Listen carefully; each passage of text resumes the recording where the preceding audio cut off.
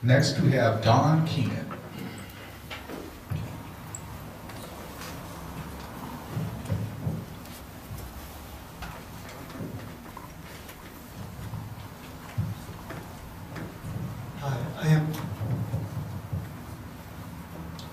Hi, I'm Don Keenan, and I'm happy to be here tonight and see so many old acquaintances and friends. In Bellingham, we have one of the nation's most livable cities. Again, we just got declared second in terms of livability. I'm pleased with my role as Deputy Administrator for 7 years working with Mayor Mark Osmondson in helping make Bellingham a livable city. We're blessed with so much natural beauty in Bellingham. We have Mount Baker, we have the islands with their wonderful sunsets, we have our magnificent bay, we have trees, forests, lakes, and we have wonderful built neighborhoods that people for well over 150 years have been putting together. Neighborhoods that each have their own character. We don't have any wrong side of the tracks in Bellingham.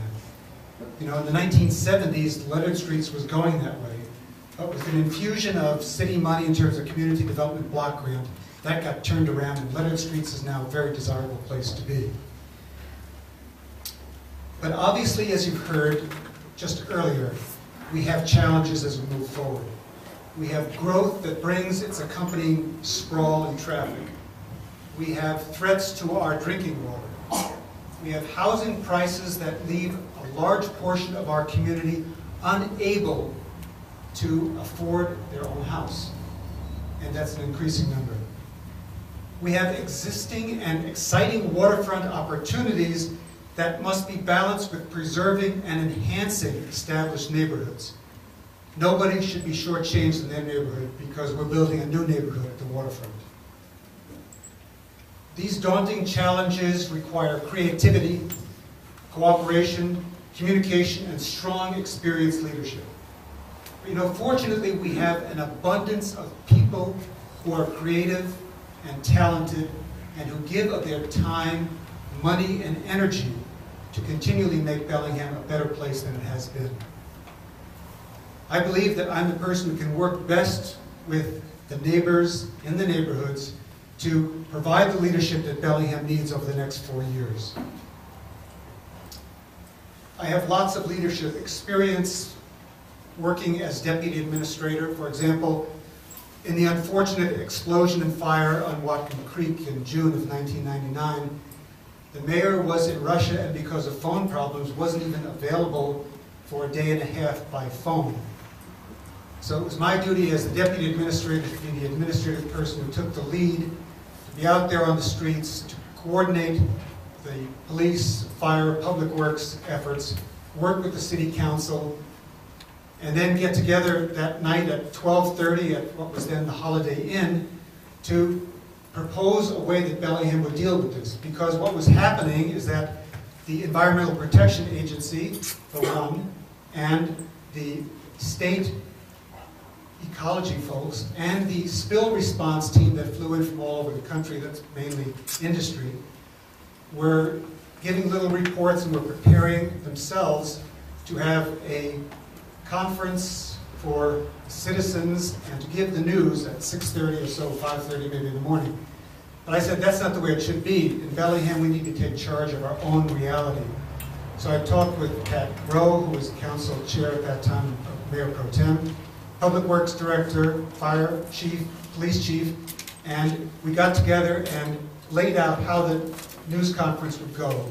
And we kept that up so that we got ourselves in a position of being the people who were primarily responsible for communicating with the city and making sure that we would get back to a better reality than we had before.